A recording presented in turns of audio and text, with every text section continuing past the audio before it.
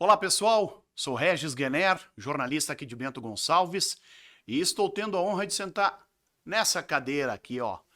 Delegado Álvaro, entrevista, hoje é comigo, eu sou entrevistador dessa grande figura de Bento Gonçalves, uma pessoa que, além de profissional, é amigo, é uma pessoa muito conhecida na nossa comunidade e ele que tem esse podcast, né? Essas entrevistas que são levadas ao ar aí com o pessoal da segurança.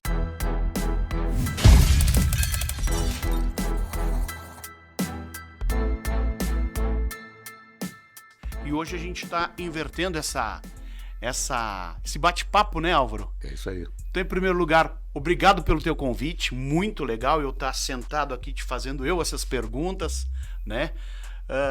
Eu já sei um pouquinho da tua carreira, a gente já se conversa há muitos anos, há muito tempo, na época ainda que eu atuava na imprensa. Mas vamos contar um pouquinho como é que começou essa tua atração pela Polícia Civil, como é que tu te tornaste delegado, quanto tempo de serviço. O que a gente pode falar do delegado Álvaro Becker? Bem, em primeiro lugar, eu que agradeço, né, a tua presença aqui, né? Vai me dar uma aula sobre como entrevistar, né? Eu tô ainda engatinhando nessa função, mas agradeço, Regi, e vou dizer uma coisa, eu não sei quando começou essa minha, vamos dizer assim, admiração pela polícia. Eu acho que quando eu nasci, no primeiro dia eu já nasci querendo ser polícia, porque desde jovem, né? Eu sempre me imaginei com a carteirinha de polícia, a arma do lado, coisa assim, né? De adolescente. Então, isso fez com que crescesse dentro de mim essa admiração pela polícia. E quando, durante o período que eu não podia fazer concurso nem nada, estudei, né? Na medida que podia, porque no período ali entre 70, anos 70, o estudo era muito difícil, né? Porque limitado, né? Porque a gente tinha que, muitas vezes, trabalhar para poder ajudar em casa. E a minha família sempre foi humilde, né? E a gente tinha esse compromisso de ajudar em casa. Então, mais trabalhava que estudava. Mas fui conseguindo galgar os degraus, né? E no primeiro concurso que eu fiz, em 76, para inspetor de polícia, né? Consegui atingir o objetivo no primeiro já e passei com 20 anos e fiz a academia de agosto de 77 a dezembro de 77 e como em dezembro de 77 eu fazia 21, pude então ser lotado, né, como policial civil, porque só com 21 poderia assumir. E assumi em Garibaldi, onde eu tive o privilégio, né, de trabalhar com ótimos colegas ali. E por 7 anos em Garibaldi. De Garibaldi conheci a minha esposa, Ana, né, aqui em Bento. Eu resolvi daí fazer o segundo grau aqui em Bento. Fiz o segundo grau e nesse período que eu estava estudando no Aparecida, conheci a minha esposa, Ana, a gente se afinou, né, e seguimos juntos. E daí em 1985 eu vim para Bento. Já era casado, então, né? Casei em 1981. Em 85 vim para Bento, já tinha o primeiro filho. E desde então, como agente, trabalhei nessa cidade de Bento Gonçalves. Até o ano de 1998, quando fiz concurso para delegado, depois de fazer a faculdade de Direito, né? Isso. E então consegui. Eu fiz 2 concursos, um em 76 e outro em 77. Então, naquela primeira época ali, quando tu entraste, o pessoal não precisava ter curso de Direito para ser delegado ou já era uma exigência? Era exigência. Tinha que ter inclusive tinha que ter esse pré-requisito. Pré-requisito e ter títulos também, né, para poder se classificar bem no final das contas ali, né? Bom, eu estou pensando aqui mentalmente, Álvaro, de 77 para 2022, 45 anos de Polícia Civil. Isso aí, 45 anos entre agente e delegado, né? A maioria deles prestado aqui na cidade de Bento Gonçalves, que me acolheu, né? Me acolheu e eu agradeço o pessoal daqui, que sempre foi muito receptivo, né, com a minha pessoa. eu tenho um modo diferente de trabalhar, né? Tanto como agente como delegado, né? Procuro sempre atender as partes, né? Da melhor forma possível. Eu nunca prometi nada para ninguém, assim, né? Daquilo que não se pudesse fazer. Às vezes as pessoas vinham lá, me roubaram, fizeram isso, aquilo outro. E a gente não pode dizer assim, não, eu vou recuperar. Não, a gente sempre colocava, né, as dificuldades que se tem para chegar até um indivíduo desses e recuperar alguma coisa. E todo mundo foi sempre, entendeu aquilo que eu colocava. E isso eu agradeço o pessoal daqui. E então, agora em 2022, né, depois de ter passado por uma experiência para prefeito, né, quando eu também concorri, e dessa vez não foi como eu queria, né, mas tudo bem, eu acho que valeu como experiência, né, e agora, novamente, né, estou me propondo, então... Colocando o teu nome à disposição. Colocando meu nome à disposição, deixando um pouco o lado policial de lado, né, mas eu digo de lado, não esquecendo ele, porque eu entendo que mesmo na política, às vezes eu vou ter que agir como delegado para mostrar para as pessoas como é que se faz uma política decente, uma política honesta. Tá? Então eu não vou admitir, né, nenhum deslize nessa nova função, que eu tenho certeza que o pessoal, sabendo das minhas intenções e sabendo que eu sou a melhor opção de Bento Gonçalves para a política. E uma coisa que eu acho que vale até destacar, porque todo o conhecimento que tu tens, esses 45 anos, tu sabe mais ou menos o que é o detalhe que falta talvez para aquele agente que está começando e para o delegado que está praticamente se aposentando. Sempre tem algumas lacunas que dependem do quê? De aprovação de leis na Assembleia Legislativa, isso, né, Álvaro? E é o que eu vou lá, né? O que dá para a gente dizer assim, o que é hoje uma demanda da área do setor de segurança que de repente dá para dizer assim, vou levantar essa bandeira? Bem, eu em primeiro lugar, a bandeira da segurança vai ser o meu principal norte, né, nessa campanha. Eu vejo que nós temos muitas falhas nas cidades no que se refere a policiamento, né? Falta policiamento ostensivo, que é a Brigada Militar. A gente tem que fazer concursos que sejam realizados anualmente, fazer um edital que já preveja a cada ano tantos policiais no concurso, para evitar essa bolsa, né, que eles chamam ali de reserva. Isso. Né? E até para não desmantelar, né, Isso. Álvaro? Não digo só a civil, mas o Corpo de Bombeiros, a Brigada. Eu me lembro que em 98, se eu não estou enganado, nós tivemos um grande PDV na Brigada, que é o Programa de Demissão Voluntária, dentro da Brigada Militar. Muitos dos brigadianos naquela época viram aquele valor, pô, vou ganhar uma grana legal, e largaram a carreira. E depois a gente sabe, o dinheiro tu gasta e depois tu não tem toda a segurança que uma instituição como a Brigada, como a Civil, como o Corpo de Bombeiros dá. Isso aí. E hoje não sabe nem o que o pessoal está fazendo da vida, né? Mas houve ali um desmantelamento geral, tirou muita gente dos quadros ativos e o pessoal ficou à mercê de mais segurança, né, Porque, Álvaro? querendo ou não, se eles fossem para a reserva, se aposentassem, iam ter a sua aposentadoria garantida, né?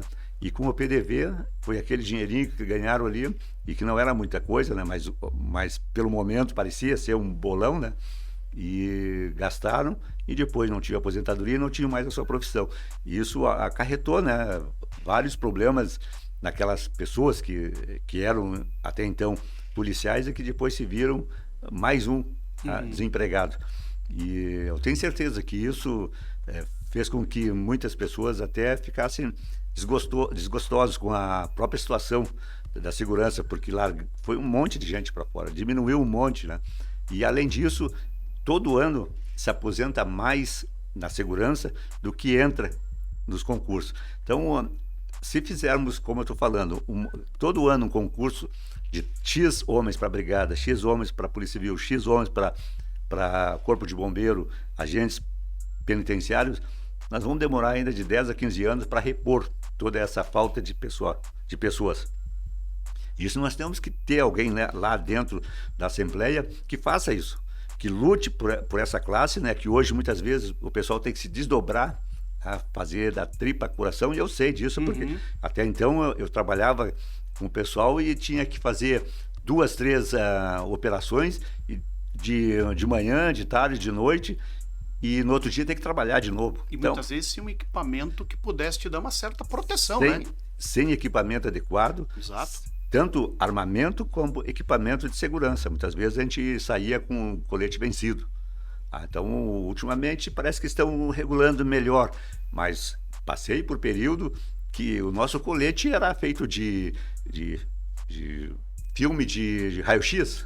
Olha, então imagina, os primeiros coletes que apareceu para a Polícia Civil eram feixes assim de filme de raio-x, com uma capa por fora, e tu entrava para lá, apertava, parecia 2 tábuas assim, né? Esses eram os primeiros coletes. Aqueles que assistirem e que for da minha época vão lembrar. Então, depois que começou a vir os coletes mesmo, né, que hoje em dia estão bem mais acessíveis, mas mesmo assim são escassos. Muitas vezes a gente vê delegacias que não têm e outras têm já vencido. Isso a gente tem que rever, né? Tem que ter algo assim que constante, uma avaliação constante para que se renove e que dê condições e segurança para o homem da segurança, para aquele que vai fazer segurança, ter segurança. Como a gente sabe, né? Tu sai de manhã e não sabe se volta à noite para casa. Então isso é algo que a gente tem que cada vez mais diminuir essa sensação de insegurança dos policiais para que eles possam dar uma segurança melhor para a comunidade. Quero te fazer até um comentário que eu fazia com meus filhos quando eles eram pequenos, porque muitas vezes a gente ia para Expo Bento. Meu filho está de aniversário agora em agosto também, fazendo 24 anos, minha filha já está adulta, trabalhando, mas é uma coisa que eu sempre levei comigo, quando a gente saía para algum evento, tipo Expo Bento, né? Eu falo porque é uma feira aqui de Bento, que é uma referência, mas dizia para eles, né? Se vocês se perderem de nós, a gente sempre mostrava quem era um policial da Brigada Militar, e dizia, ó, procurem aquele tio e falem e tudo mais, explicar. E não ao contrário do que muitos pais fazem, né? Ó, eu vou chamar o policial. Entende? Não é. Então, eu digo assim, tu tem que ter uma proximidade, né, Álvaro? Eu digo assim, a comunidade tem que se sentir abraçada por vocês. Mas aí é que eu vou linkar isso que eu tô falando com essa polêmica que a gente está vivendo no estado atualmente, que é justamente aquele caso do menino de 18 anos que era de Guaíba, foi para São Gabriel para prestar o serviço militar. Toda a história, o Rio Grande do Sul já sabe, mas houve, eu acho que um erro, talvez, vamos dizer, eu não sou a pessoa certa a dizer, mas a gente vendo as reportagens, a gente vê que possa ter ocorrido um erro por parte da Brigada Militar que não entregou esse cidadão, esse jovem cidadão, para a Polícia Civil. Tua visão como delegado, como policial civil, a gente sabe da afinidade que vocês têm, Brigada e Civil, como é que tu vê essa situação, Álvaro? Em primeiro lugar, eu acho que inicialmente a Brigada já tomou as providências necessárias, né, para o esclarecimento, né, já afastou os policiais, já estão sendo avaliados, né, e investigados. A Polícia Civil lá de São Gabriel também já abriu um inquérito, né, para apurar as circunstâncias. E eu acho não. Isso aí é uma questão de avaliação do momento do fato ali, né?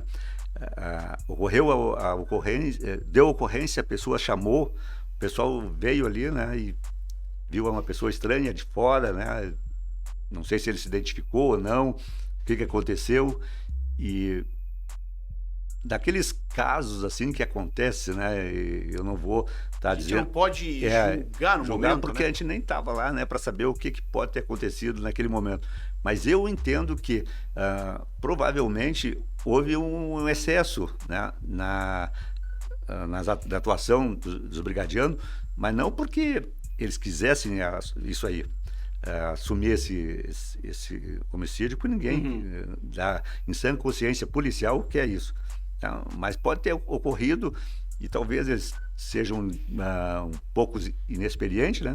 Acharam que jogar o corpo no... Se fizeram isso também, não sei, não dá para dizer, estaria o caso abafado. Eu acho que isso aqui cabe uma avaliação até da própria população, que isso não é corriqueiro, isso aí foi fato isolado que aconteceram, e vão acontecer outros também, mas não pode se pegar com um fato desses e fazer uma tábua geral como todos os policiais fossem assim. Não, isso aí aconteceu lá, vai ser esclarecido, eu tenho certeza, o mais rápido possível, e eu sinto muito pela mãe, pela família, né, que tiveram seu filho também morto, né, dessa forma. Ele que foi para lá para prestar um serviço militar, né, e acabou dessa forma. Isso faz com que a gente repense, muitas vezes até na situação de se enviar um filho nosso, né, para um local mais distante, sem alguém junto, né, pelo menos até ele entrar no quartel, fazer o que tem que ser feito. Parece ser protetor. Eu fui um pai protetor, né, eu sou um pai protetor, sou um avô protetor, e se eu pudesse, eu estaria sempre com meus filhos, como tu falasse, né, que nem um galo debaixo das asas. Exato, né? Infelizmente aconteceu uma tragédia na minha família, um dos meus filhos, né, se suicidou. Infelizmente isso me corrói bastante, e eu espero que ninguém passe por isso, né? Mas nesse caso aqui é doloroso também, né, para uma família. Eu imagino. Ver o filho ser morto dessa forma, se foi morto ou não. Mas eu tenho certeza que o mais rápido possível isso vai ser resolvido e a verdade vem à tona. E se for o caso deles terem praticado o homicídio, que eles paguem por esse crime, né? Porque a polícia também não está acima da lei. Ninguém está acima da lei. Tá? Nós temos que cumprir a lei, e se errarmos, nós temos que sermos responsabilizados pelo aquilo que nós fizemos errado. Então, se erraram, pague. Essa é a minha posição, e que se esclareça o mais rápido possível, né, para essa família também ter um pouco de paz, né, descanso com o seu filho morto, né? Bom, vamos continuar falando um pouquinho mais de segurança, Álvaro, até porque nós estamos aí num ano eleitoral e vindo daquela questão, porte de arma, você é a favor, você é contra, o que temos, o que não temos. Tem informações que a grande maioria das armas que estão aí são ilegais em relação aos fatos que ocorreram, com mortes, com assassinatos. Então não é aquele cidadão do bem que comprou, que tem o porte, que fez treinamento, não é ele o envolvido nesse caso. Mas a gente já tem esses dados, tem esse conhecimento. Como é que tu vê isso? Tu é a favor? Tu é contra? O que a gente pode falar um pouquinho sobre essa questão do porte de arma para o cidadão comum como o Regis? Eu sou totalmente a favor. Embora muitas vezes as pessoas dizem, mas de repente vai um cidadão lá e na primeira oportunidade que ele tiver uma arma, ele já vai fazer uma besteira. Eu disse, olha, é meio difícil porque todo aquele cidadão que for comprar uma arma, ele passa por uma série de testes, testes psicológicos, testes de aptidão física, teste de controle emocional, teste de tiro.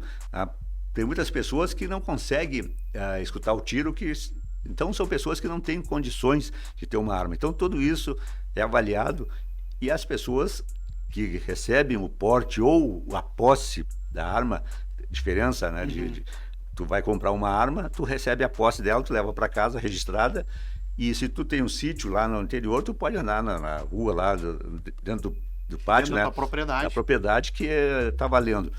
Se não, na cidade, dentro da tua casa, ela está regularizada, se tu não sair para fora só com porte, né? No momento que tu leva no carro, que tu sai, tem que ter o porte. Tem que ter o porte. A não ser que tu seja um CAC ou um CRAF, né? Aqueles que são os atiradores que praticam o tiro, e que eu reputo, né? Aí uns caras que deveriam ter o porte. Esses caras deveriam ter o porte, porque eles estão quase toda semana, 2, 3 vezes, praticando o tiro, se mantendo em forma, sabendo o uso da arma, como deve usar. Então esses, existe a legislação que só permite que eles vão de casa para estande de tiro, de estande de tiro para casa. Mas esses são os caras que estão preparados. Esses deveriam ter o porte. Porque esses que são a nossa longa manos da segurança para nos auxiliar em momentos difíceis, em qualquer situação. E o que tiver o porte também tem essa habilidade, mas ele não tem a obrigação de estar toda hora praticando tiro. Então, muitas vezes ele se perde um pouco, fica 2, 3 meses, 1 ano sem atirar.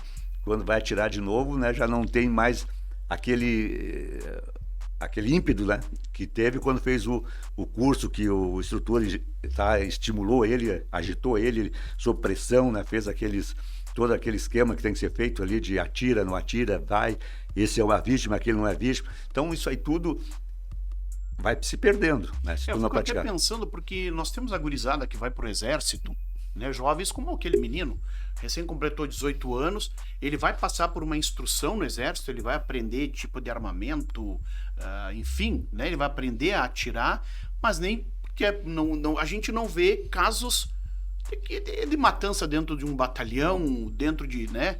Eu digo assim, o pessoal que treina eles já sabe também, ó, que ele pode, que ele não deve, tem que ter um cuidado. Eu acho que é feito todo um trabalho em cima disso também, sempre, né, Álvaro? Sempre. Eu servi, né? Não sei se tu serviu também, Não, mas... não cheguei a Então ter a gente sim. tem todo o período que tu entra ali de início, tu não recebe arma, tu vai receber arma depois que tu tem toda a parte teórica colocada na tua cabeça, depois que tu pratica com simulacros lá, né? Não é assim já chegar com uma arma e querer Claro. E eu, até às vezes, eu fico pensando que o Exército é uma entidade democrática, né? Vai lá todo mundo, eles fazem a seleção, mas eu fico imaginando quantos desses indivíduos que vão para o Exército, que tem toda essa preparação lá dentro, que saem de lá e não vão trabalhar para o outro lado. Aí que tá também, né? Eu tenho às vezes essa visão, tipo, poxa vida, o Exército prepara o indivíduo ali, né? Deixa ele afinado, tem até sniper lá dentro, lá para tiro de longa distância. De repente sai dali, recebe uma proposta boa aí dos meliantes, já cai no outro lado.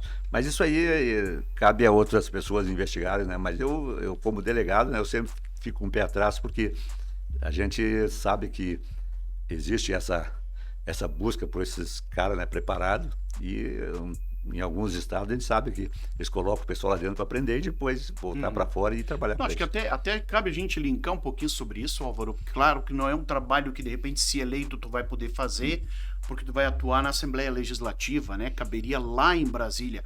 Mas o que eu vejo hoje, essa gurizada com 14, 15 anos não pode trabalhar.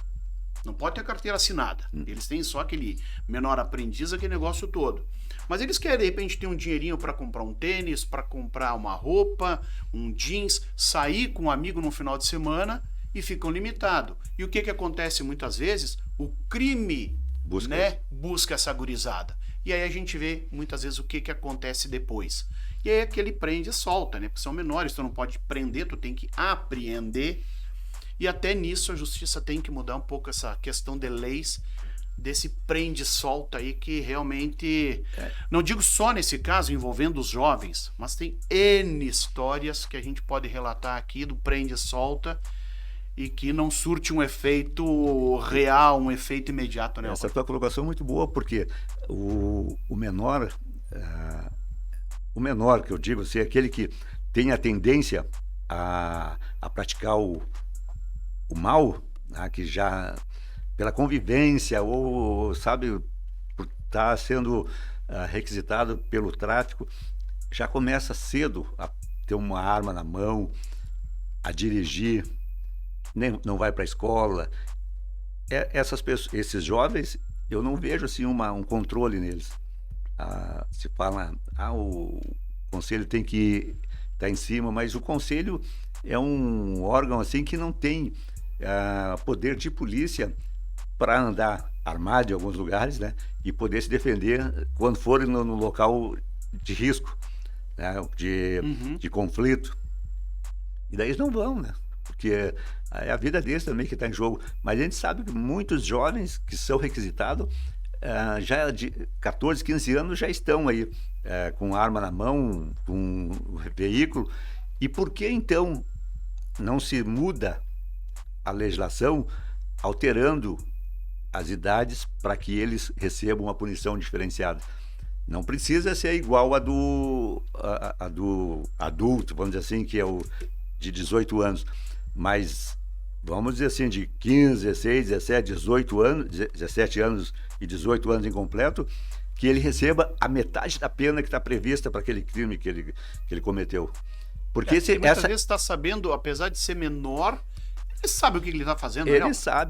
Ele sabe, eu tenho certeza de que é por isso que hoje é usado esses menores. É usado porque o pessoal sabe que se eles forem pegos, eles vão no máximo 45 dias ficarem lá na casa ou na fase, e se forem, não é condenado, mas terem a sua internação decretada é o máximo 3 anos, tá? O máximo 3 anos, mais do que isso não passa. Então eles estão um pouco lixando, né? Eles vão para lá, vão aprender um pouquinho mais do que é o crime e quando sai, já sai doutrinados para como agir como já uma pessoa adulta. Então eu reputo que isso deve ser, no Brasil a gente tem que mudar porque a gente olha nos outros países aí, são pessoas com 8, 9, 10 anos que pode praticar um crime e responder pelo crime. Aí é que tá. E ainda dentro desse prende e solta, vamos puxar agora para um fato que nós tivemos aqui em Bento Gonçalves, né? Mais de 300 quilos de cocaína, aliás, de maconha, que foram apreendidos, pessoal com armamento, com equipamento. Foi feito todo um trabalho pela Brigada Militar, e aí depois deu todo aquele rebuliço que esses cidadãos, né, foram liberados pela Justiça. Como é que tu vê essa parte, Álvaro? Justamente porque é um trabalho que foi feito pela Brigada, mas depois envolveu, claro, a Civil, que teve que fazer todo o trabalho, e chegou lá o Judiciário e disse, não tem mandado de busca e apreensão, não se faz. Algo assim que a gente... Como é que tu vê isso? Eu vejo assim, é muito, vamos dizer assim, rigor para a lei. Tá? Eu não estou aqui desmerecendo o trabalho do juíza que tenha feito essa decisão, porque cada um na sua esfera, né? A Brigada fez o seu trabalho, ela não tinha mandado, mas estava acontecendo um crime naquela casa. E o flagrante, ele deve ser feito no momento em que está praticando esse crime. E o tráfico é permanente, é um crime que enquanto estiver o pessoal por ali, ele está em flagrância. Ou seja, no momento que tu pegar o cara com a droga, é flagrante, tá? Não interessa. E o pessoal tinha certeza que lá dentro tinha toda essa droga e entraram. Tudo bem que não tinham mandado, mas eu entendo que a prova que deu início não existia, mas a maconha, tudo desenrolado acabou confirmando a ilegalidade e o tráfico de droga. Então, retira essa parte inicial ali, né, do mandado e se aproveita essa outra aqui. Não precisa, no caso ali, inclusive a Justiça não precisaria nem homologar o flagrante, mas decretar a prisão preventiva dos indivíduos. Eles continuariam presos. É uma questão de visão. Eu, como delegado, tenho essa visão. Acho que até no momento em que o delegado que presidiu esse flagrante, ele deve ter representado pela prisão dele. Ele teria autonomia para fazer isso. É um dever dele, né? É um dever dele representar pela prisão preventiva. E daí a Justiça tem que analisar. Nesse caso que eu não sei se houve ou não, porque coube essa polêmica toda do prende e solta, né? Que eu sempre reporto aqui do meu amigo delegado Branco lá de Sapiranga, que ele diz que é a prisão esportiva, né? Prende e solta. Pesca esportiva, a mesma coisa, né? Uhum. Então mas isso aí é só para a gente desopilar um pouco. Isso aqui depende muitas vezes de vários setores, vários fatores da prisão. E muitas vezes acontece que no momento que eles foram ouvidos em audiência, a audiência de custódia, que hoje exige a presença deles lá, em 24 horas, né, assim que ocorre o flagrante, eles podem chegar lá bem orientados, né, ter falado um monte de coisa, dizendo que apanharam, que isso, aquilo outro, que houve um monte de excesso pela Brigada, pela Polícia Civil, seja quem for. E daí, como a juíza não acompanhou o caso, né, recebe isso ali, ela pode muito bem, né, tomar essa decisão e liberar eles, né? Mas é mais uma situação que, se de repente tivéssemos um conjunto de leis, talvez revistas, atualizadas... uma coisa que eu acho que... seria possível evitar, né? Eu acho que uma coisa que é desnecessário, isso estou falando também como delegado, é essa audiência de custódia. Eu até hoje não vi nenhuma, assim, vamos dizer... Validade não, eu nunca vi uma necessidade assim de se fazer isso, porque a prisão em flagrante faz com que o juiz ouça os presos, né, logo. Não precisaria essa audiência de custódia onde dá chance para eles mentirem. Às vezes chego lá e diz que apanharam e que não sei o que, e acontece, e daí se o juiz já está cansado dessa história de muitas vezes apanhei, libera, né? E muitas vezes não é bem assim, ó, as pessoas não têm, os policiais hoje em dia, né? Eles, claro, tirando alguns excessos aí, mas 95% dos policiais agem no estrito cumprimento do dever legal. Não saem daquela cartilha que eles têm. Então, eu entendo que, às vezes, é muito preciosismo, né? Fazer esse tipo de... tomar esse tipo de decisão, ainda mais nesse momento, né? Em que tudo está atravessado, né? Segurança passa por momentos de turbulência, economia turbulenta, né? Tudo, saúde, educação, está tudo meio atrapalhado, tumultuado. Então, mais isso parece que só vem a mexer mais no saco de farinha, né? E misturar o que tem ali dentro. Eu acho que a gente tem que separar o joio do trigo, né? Indivíduos nocivos à sociedade de um lado, elementos que vão combater esses indivíduos do outro, ou seja, segurança pública forte, respeitada, principalmente pelos outros órgãos que vão julgar, né? E não achar que a polícia é aquela que pratica todos os atos ilegais. E hoje a gente tem visto isso, que parece que o indivíduo, ladrão, assaltante, traficante, estuprador, está em primeiro lugar. Está em primeiro lugar. A polícia está esquecida, está está rebaixada a um segundo patamar, onde que se sobrar alguma coisa, vai sobrar só coisa ruim para ela. Tá? Vamos falar um pouquinho, Álvaro, justamente desse teu projeto eleitoral, porque apesar de tu ter feito toda a tua carreira aqui em Bento, tu é muito conhecido na região, mas eu acredito que tu tenha contatos com outros delegados, escrivães, agentes, muitas cidades pelo estado. Pessoal que sabe que tu tá colocando o teu nome à disposição, já tá trazendo alguns pleitos para ti. Álvaro, vamos trabalhar isso, vamos mudar aquela lei, vamos aperfeiçoar aqui. O que tu tem recebido desse pessoal que tá contigo, que tá tendo esse contato contigo, para de repente, se eleito, tu chegar a propor alguma mudança nessa parte que vise melhorar a brigada, a polícia civil, o corpo de bombeiros? É claro, né, tem vários colegas, né, que estão concorrendo também, né? Mas eu já tenho de amigos, né, algumas propostas, né, para ser estudada, né, principalmente sobre os nossos vencimentos, né, que é o que mais hoje em dia se fala. Mais mexe, né, porque até o último governo aí fez um projeto que agora aumenta só daqui 10 anos. Então imagina, né, o que vai acontecer daqui 10 anos sem aumento para o funcionário público. Enquanto que as outras carreiras de Estado se aumentam, né? Se aumentam. Agora até o teto do judiciário foi a 44 e uns quebrados aí. E a gente vê que isso aí é uma balança que pende para um lado só. O lado que trabalha parece que é esquecido, né? E o outro que tem o poder é sempre... Tem que ter a caneta na mão. Tem que ter a caneta na mão, o poder, para poder fazer valer as suas vontades. E é o que está acontecendo aqui.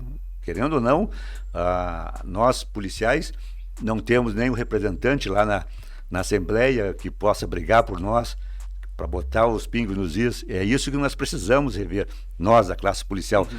Quando eu falo classe policial, é Polícia Civil, Brigada, Bombeiro, agentes penitenciários, todos nós precisamos ter alguém lá. E se cada um de nós tiver um lá dentro, já vai ser uma briga bem bonita com os outros aí, né? Porque todos os demais buscam fazer a fatia deles, buscar o que interessa para eles, para sua... Mas hoje dá para dizer assim, o principal entrave, o principal problema é justamente vencimento. Um deles, né? Mas eu falo também que nós temos equipamentos obsoletos ainda, né? Eu não vou dizer que está sendo trocado, mas muito vagarosamente, do armamento, né? Equipamentos de segurança, como eu falei do caso dos coletes à prova de bala, né? As viaturas que eu acho que... Eu acho não, eu tenho certeza que todas as delegacias, principalmente as especializadas, aquelas delegacias que têm que ir para o confronto... Para a linha de frente. Tem que ter viaturas blindadas, tem que ter condições do pessoal saber que estão protegidos. E hoje não, hoje é uma meia dúzia que tem essa proteção, e os demais têm que ir com o vidrinho ali na frente, né? Qualquer 22 atravessa. Peito e a coragem. O peito e a coragem. Então, isso aí nós temos que rever o mais rápido possível para que a gente consiga dar para esse policial a segurança que ele precisa. E, claro, né, aliado a isso aí, a gente tem que sempre enaltecer a bravura desses homens, né? A bravura pelo tempo que eles dispõem para atender casos que muitas vezes todo o pessoal assim fica... o policial ali não faz nada, só fica ali... mal visto, né? Mal visto. Mal visto pela comunidade. Mas teria que acompanhar, né, cada um daqueles que acham assim, acompanhar uma operação, uma ação da Polícia Civil, da Brigada, para ver o que se passa, né? O que se... a cada saída que esse pessoal faz, que arrisca a sua vida, né, em benefício das outras, que muitas vezes nem conhece, né, e não é reconhecido, não é respeitado, muitas vezes as pessoas ofendem, e isso traz um pouco de mágoa para a gente, né, para a gente que trabalha nesse setor. 45 anos que eu trabalho no setor, eu teve alguns casos aí que a gente não conseguia, por exemplo, resolver, mas... e alguns casos assim, algumas pessoas entendiam e outras não, outras chegavam e ofendiam, sabe? Achavam que vocês estavam fazendo corpo mole. Então é algo assim que às vezes nos magoa, mas a gente entrou na polícia para receber isso aí na cara, né? A gente não entrou lá para receber elogio, ninguém está pedindo elogio, ninguém está pedindo para alguém ir lá na delegacia dar bom dia e levar uma florzinha. Então, só que o pessoal reconheça, né? Não precisa fazer nada disso, mas não precisa ofender, não precisa... a não ser que a pessoa... que o policial tenha feito alguma coisa contra ela ali, né? Você sabe que... daí é outros 500, mas direcione para aquela pessoa, não para a classe toda, né? Que não tem nada a ver com esse métier. Bom, mas entrando na Assembleia Legislativa em si, tu não vai levantar só a bandeira da segurança, né? A gente sabe que tem que melhorar saúde, tem que melhorar educação, tem que melhorar a infraestrutura das estradas. Tem muito município que não tem nem aquele trevo de acesso, né? Então tem muito trabalho a ser feito por esse Rio Grande, né, Álvaro? Tem, e a gente está ciente disso aí, né? Principalmente, como eu vou pela região da Serra, a gente sabe aqui que nossas estradas estão em péssimo estado, abandonadas, né? Precárias. Nós sabemos que a nossa família agricultora sofre muito, principalmente nesse final de semana, sábado, a gente esteve aqui na Feira Livre, e mais uma vez eu vi o descaso, né, das pessoas, do próprio poder público com esses nossos trabalhadores. Eles vêm para ali 4 horas da manhã para montar barraca, para colocar o seu produto à venda. Muitos ali, não tem banheiro, não tem luz, então é sol, chuva, vento, o pessoal ali, né, com a força e a coragem deles, né, para poder vender para as pessoas um produto de primeira linha. Então, no meu caso, eu já falei como candidato a prefeito e reforço agora que vou batalhar muito para que seja construído um pavilhão ali, uma feira livre permanente, coberta com banheiro, com cozinha, para esse pessoal ter um pouquinho de conforto. A estrutura melhor, né? Para poder. E eu até faço um apelo aí para o próprio prefeito, que dê uma olhadinha nesse pessoal que está ali. Coloque banheiros químicos para eles, porque eles ficam dependendo muitas vezes de uma lancheria, de um bar. Se o bar não abre, eles têm que ir aonde? No meio do mato ali, se esconder em cima de um caminhão ou para poder se fazer as suas necessidades. Então eu acho que banheiros químicos viria calhado para eles. Eu falei com eles e eles seria uma boa, pelo menos teria alguma coisa. Então isso aí seria de bom grado. Mas é claro, além disso, né, das estradas, desse problema das famílias agricultoras, nós temos a educação, que eu tenho como uma das principais metas, fazer com que as escolas onde de primeiro grau, né, e de segundo grau, que tem o segundo grau do estado, mas o município tem as de primeiro grau aqui, onde que existe um poder não, uma pracinha para as crianças brincarem, que é o ar livre, né? Então, fazer uma coberta ali, para eles terem também proteção nessas escolas e não ficarem, né, na chuva, ou se chover não pode ir para o parquinho. Isso aí tudo é uma questão de ajuste para que elas também, né, tenham vontade de ir para a escola. Né? É uma coisa que eu acho que a comunidade como um todo precisa entender, né, Álvaro? Os tempos realmente mudaram.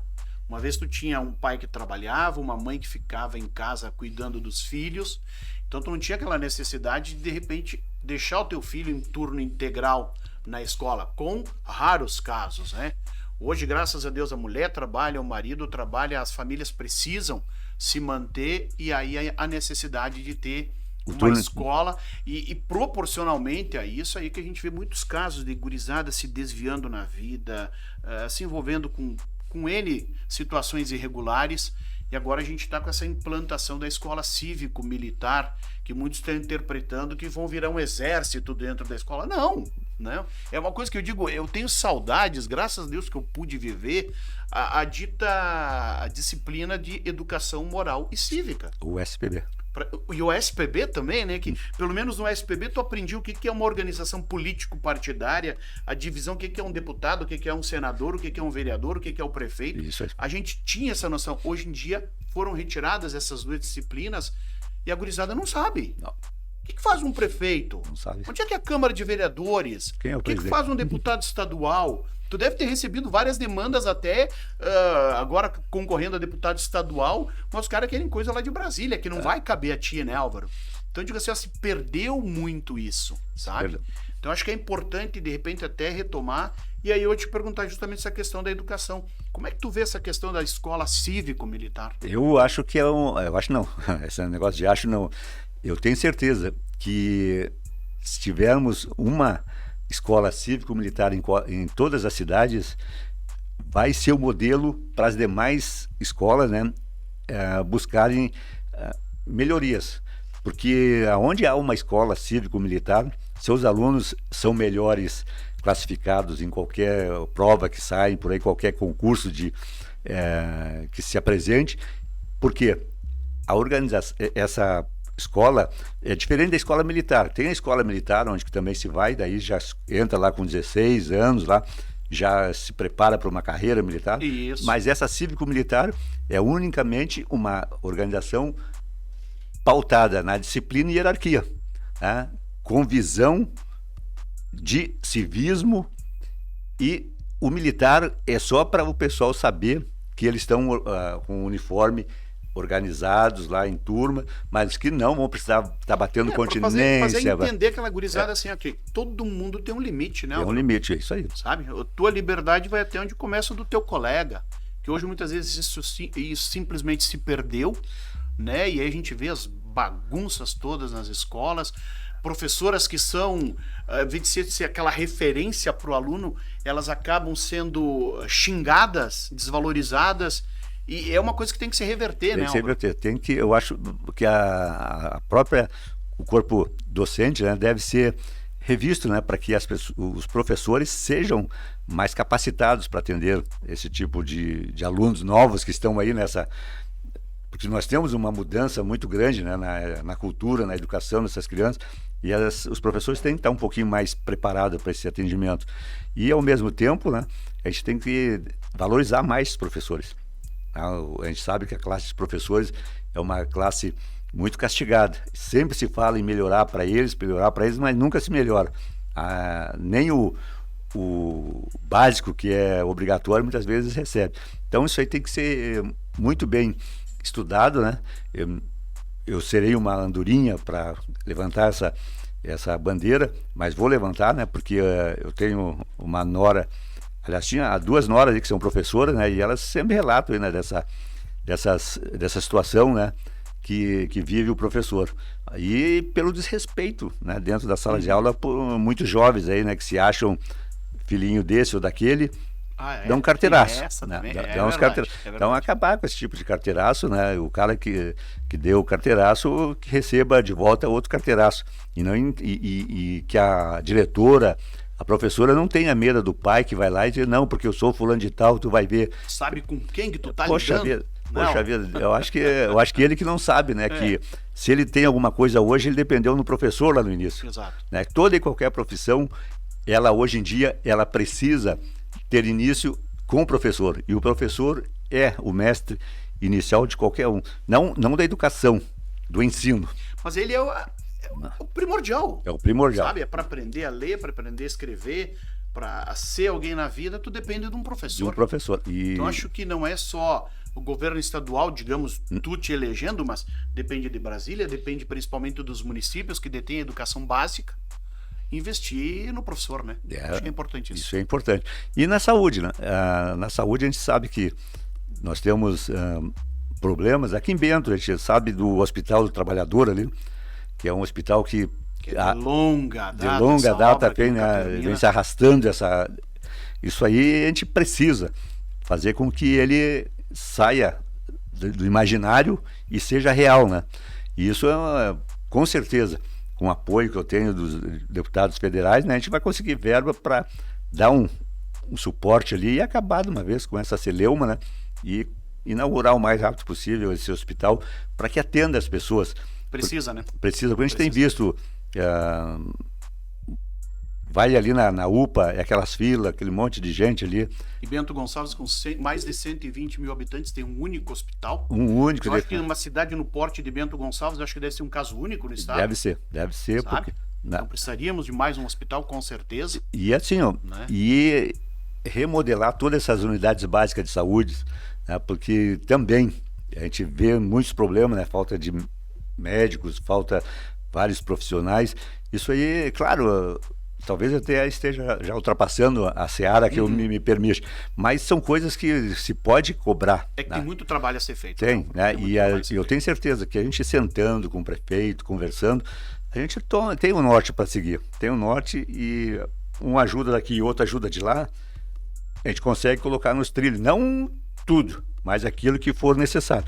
Eu tenho outro projeto que o pessoal tem gostado, que é o da creche do idoso, ou seja, a casa de convivência do idoso, que é aquela casa onde as famílias que têm idosos em casa e precisam trabalhar, como é o caso de crianças também, né? Mas vou falar agora do idoso. E vão trabalhar, pai e filho, ou filho e nora. E aquela avó ficam sozinhos. Fico sozinho e outra coisa. Ou se então um cuidador, tem que pagar cuidador para vir ali, ou outra pessoa que vem ali se preste. E eles ficam lá em casa, na casa lá, só olhando para a parede, olhando a televisão, enquanto que nessa casa, tenho certeza que eles irão. Se eu for eleito, pode ter certeza que vou construir essa creche para que eles vão para lá e lá eles tenham toda assistência, alimentícia, de saúde, de divertimento, né? Jogos, dança, o que eles quiserem eles vão ter ali dentro desse projeto para que passe o dia sem esperar a morte chegar. E tenho vontade de voltar no dia seguinte para rever seus amigos que estão ali. Novos grupos, aquela coisa toda que hoje a gente vê muitos idosos aí abandonados, né? Tristes, melancólicos. E a gente está caminhando para esse lado. Eu já estou me prevenindo, quando eu faço isso, estou me prevenindo. Quando chegar a minha hora, eu gostaria também que me levasse lá de manhã e me buscasse de noite. Não me colocar numa desses asilos. Não deixar, mas tu continuar tendo uma vida, digamos, com teus amigos, tendo o que fazer durante o dia, né? E não jogar num asilo aí e esquecer, como a gente vê os asilos que estão aqui, um amontoado de idosos, e que as famílias largam lá e esquecem. A gente não tem mais, não tem mais o convívio, né? E só vão lá para depois levar para o cemitério. A produção já está me fazendo um sinalzinho aqui que já estamos chegando na reta final. A gente teria muito mais coisa para conversar. Mas dá muito mais coisa para conversar. Manda ele parar com esse sinal aí. Mas o 19007, que a gente sabe 007 é do agente James Bond. James Bond, né? É isso aí. Foi em cima desse número que tu quis trabalhar, o teu 19007? Isso mesmo. O 19 é o do partido, né? 19, a legenda, não adianta. E o 007 porque...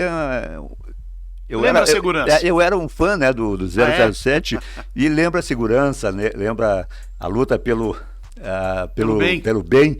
E eu acho que quem quer isso, né, quem quer que a luta pelo bem continue, tem que votar num cara que tem história para contar pelo bem. Que recado que tu deixa pro teu eleitor, pro pessoal que está nos acompanhando? Eu digo o seguinte, é claro, né, que a gente muitas vezes faz promessa. Eu não vou fazer promessa nenhuma. A minha campanha é de compromisso, só compromisso. E o meu compromisso é com o senhor, eleitor. Toda vez que você precisar de alguma coisa e me procurar e eu não lhe atender, alguma coisa aconteceu comigo. Ou eu estou morto ou estou doente. Porque eu vou atender todos, independente. Eu não é assim, ó, entrar fila lá, mas façam as suas reivindicações e mandem para mim e eu virei conversar com vocês para a gente poder tratar da melhor forma possível aquilo que se está planejando, aquilo que se quer. E o meu recado é esse, compromisso com você, eleitor. Não é com nenhum outro setor que possa vir, o delegado Álvaro é meu amigo, ele vai fazer isso para mim. Não, eu não vou fazer isso para amigo nenhum. Eu vou fazer para a comunidade, para a coletividade e para a região. Isso vocês podem ter certeza. E eu tenho 45 anos de função pública limpa, ficha limpa. Podem olhar, pode ir à vontade, que eu não tenho medo nenhum de vocês achar uma vírgula que possa denegrir a minha imagem. Então, eu agradeço e espero que no dia 2 de outubro a gente consiga vir aqui de novo, no dia 3, que seria segunda-feira, e agradecer a cada um de vocês, pelo menos por aqui, né, pela força que vocês têm me dado. E eu espero, com certeza, representá-los muito bem na Assembleia Legislativa do Estado do Rio Grande do Sul. Muito Eu obrigado. acho que é importante isso, né, Álvaro? O pessoal buscar quem é o candidato, porque Bento Gonçalves não tem representante na Assembleia nem na Câmara dos Deputados há mais de 30 anos. Muita gente vem de fora morar em Bento e ter aquele compromisso com o deputado daquela região onde ele morou, enquanto tem outros por aí que nunca trabalharam. Vamos deixar isso para um outro momento, né? Isso aí, outra conversa. Eu quero agradecer mais uma vez esse privilégio de sentar aqui desse lado, fazer esse bate-papo contigo, te desejar pleno sucesso e o podcast vire sucesso aí, cada vez mais pessoal, trazendo aí o pessoal para conversar. Eu agradeço e mais uma vez, né? É sempre bom conversar com quem entende, com quem sabe fazer Um pouco. essas entrevistas, né? Eu tenho certeza que no decorrer assim a gente vai conversar mais e eu vou aprender muito contigo. Muito obrigado, Regis. Posso fazer um tintim? Podemos. Tintim. Vamos lá, tintim. Saúde, sucesso. E sucesso. Muito obrigado. Tá aí a participação do delegado Álvaro Becker e minha participação aqui no programa dele, né? Sentando aqui desse lado, podendo entrevistar ele, que tem esse podcast, acompanhe muito mais aqui para frente, vem muito mais assunto. E o Álvaro colocando então o nome dele à disposição da comunidade regional 19007 pelo Podemos. Sucesso mais uma vez, Álvaro. Muito obrigado. Até a próxima.